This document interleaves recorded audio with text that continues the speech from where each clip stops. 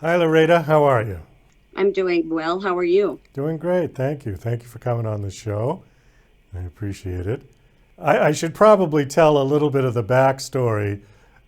You had originally booked the show about, what, 8 months ago to Yeah. begin with, and then we just had one issue after another with internet, and because you live way up in the mountains somewhere, um, Yes. New Mexico, right? Right. We live in the mountains above Albuquerque. Okay, and your internet is not so good up there, but we finally kind of worked through this, and hopefully it'll hold up for the 15 minutes that we're going to do the interview. Yes. So, anyways, nice to have you on the show finally. And we're going to be talking about your book. You've got a book called Coronavirus Reflections, Bitter or Better. Is that correct? Yes. Okay. Yes. Now, it says this is your sixth book. So, the other five books, are they all varied topics or what are they all about? Well, three of them are about. I grew up in a little ranching community in southeastern Colorado. And so my first one is a memoir about growing up during the 50s and 60s there. And it's in poetry and prose format. Then the next one I wrote is a historic fiction about a story I heard there growing up, and I fictionalized it. My next one is a nonfiction, and it's about how my granddad put our family ranch together during the Depression when others were losing theirs. The next one it involves my family again, and it's a grief memoir. It's about losing both of my parents. And then the fifth one I varied off of that area, and it's the authorized biography of Marshall Flippo, the probably the most famous square dance scholar in the world. And that was quite a treat to write. And then whenever the coronavirus hit, I wrote this book. You didn't get coronavirus, did you? No, no, I didn't. Explain about the book. Is the idea that sort of the silver lining in the cloud, like there may have been some positive results from this? Is that the idea? Yeah, yes. And that how we responded to it was our choice. What I did was when my husband and I were in Spain on March the 8th, and they had 500 cases. We left there, and on March the 9th, this was of 2020, on March the 9th, when we got home, they had 1,500 cases. So we were absolutely paranoid that we were going to get it. You know, we were right downtown Madrid and then in the Madrid airport. So we self-quarantined for 2 weeks, and then I write a weekly blog. And so what I did after I wrote my commentary about our trip, I started writing about my experience, and my readers emailed me and said, "Thank you for putting into words what I was feeling." So that became the inspiration for this book. So, what do you think? What do you think? Was there a silver lining in this cloud? Well, I think in a way there was. I mean, I talk about it in the book, you know, the that we have the choice of when something is handed to us, as horrible as that was, that we can choose to be better instead of bitter. And that's what I chose to do. I also researched, my husband is a great gardener, and I also researched him and I talked a lot about this, and we were watching a show at the time that talked a lot about this, and that gardening exploded across the world because, you know, people being home and isolated and have sheltering in place, and I know people who chose to go deeper spiritually. That's basically what I did. I took the time to do a spiritual dive. You know, I couldn't go outside, so I decided to go inside. I just had a guy on this show yesterday who gave me an interesting statistic. We were kind of talking about the same idea. 63 million Americans resigned their jobs. Most of it was due to COVID, but most of it was due to people reassessing their priorities in life. And once they had to stay home for a while, they realized that their family had become much more important. And they found either better work or they worked from home. But 63 million, that's a lot of people.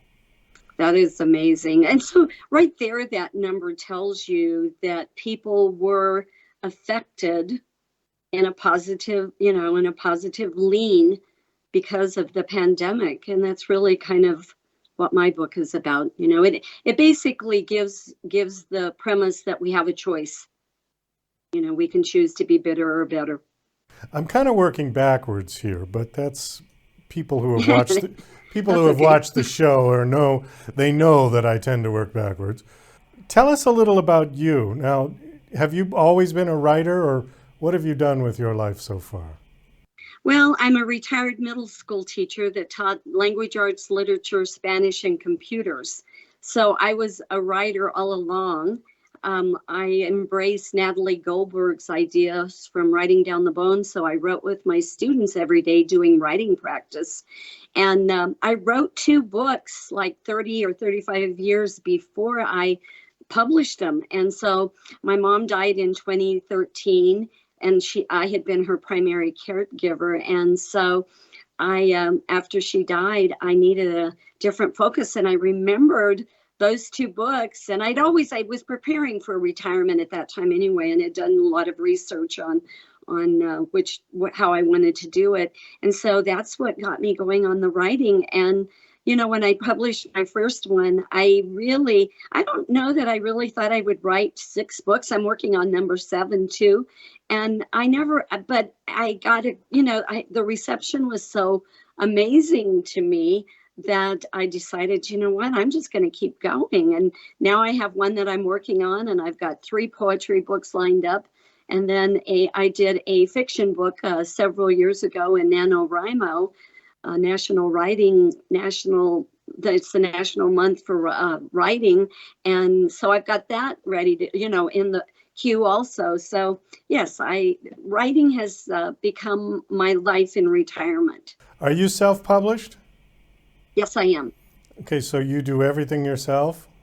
Yes, I do everything. I have the last couple books, or specifically, I guess the last book, I had somebody else do the cover. I did the covers. I have a technology degree, so my master's is in technology. So I love doing the whole work, the cover, the inside, the interior layout, the advertising.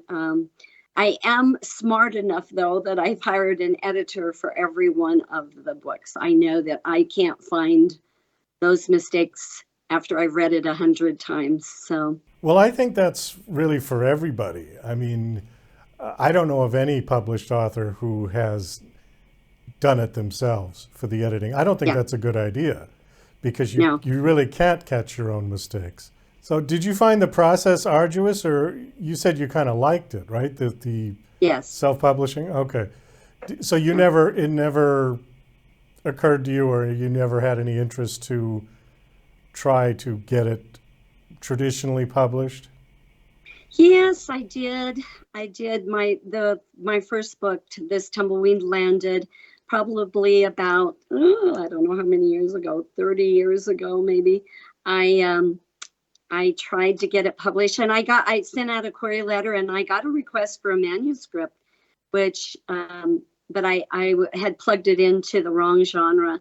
And so I got a rejection. And that's the sad part for all of us writers, is those stack of rejections you get. Well, I got one, and I just decided, when I heard about the self-publishing world, I decided that was the way to go. And I guess what really got me into the self-publishing world is that I published a historic photo collection with a friend in 2007.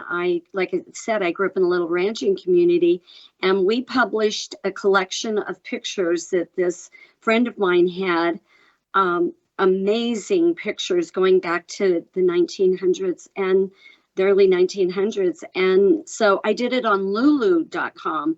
And that was right at the beginning, when self-publishing in those companies were really blossoming. And I had quite an experience. That was a learning curve, let me tell you. But I loved it. I mean, I loved every part of it.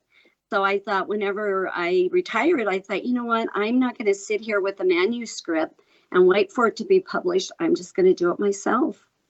Well, I think that's great. And I think that, if it's not daunting for you, it's a better way to go because you keep a lot more of your money. Right. I know that for self-publishing, people get about 70% or something like that. Did you go through Amazon? Well, yes, I did Create Space first, and then on the one about the square dance collar, he was so funny. This right now Amazon does do hardback, but they've only done it in the last year or so. And I published his book in 2020 during the pandemic, and he wanted a hardback cover. So I did it through Ingram Sparks. So I did it through both of them. I had the hardback, paperback, and ebook in Ingram Sparks, and then on Amazon I had the paperback and the ebook. And I'm playing around with audiobooks now. I've got one done, and I've got this current one all recorded, and I'm doing the editing of it. That's quite an interesting process too. But I had the sad thing happen. I got shingles in April, and I'm still dealing with what they call the postherpetic neuralgia. So I'm kind of having to lay low on doing the editing of the video because it's very complicated, to make sure that you get it spliced right and everything. But I've had so much fun. I converted my walk-in closet to a recording studio. You're doing the You're doing the voice yourself for your audiobook. Yes, I am. Oh, Yeah. Well, good for you. And there you go. It's the technology side of it, and I love it. It's amazing. I took a workshop with the guy. Can I say his name? Sure, go ahead. Derek Dopker,